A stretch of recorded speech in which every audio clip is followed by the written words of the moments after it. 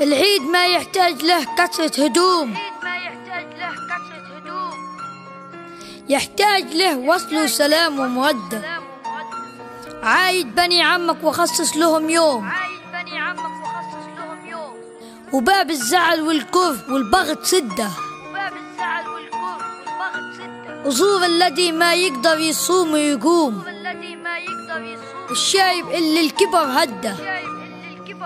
وزور المريض اللي جفت عينه النوم. كل عام وانتم بخير، عيد سعيد. مع تحيات الشاعر قصي جران.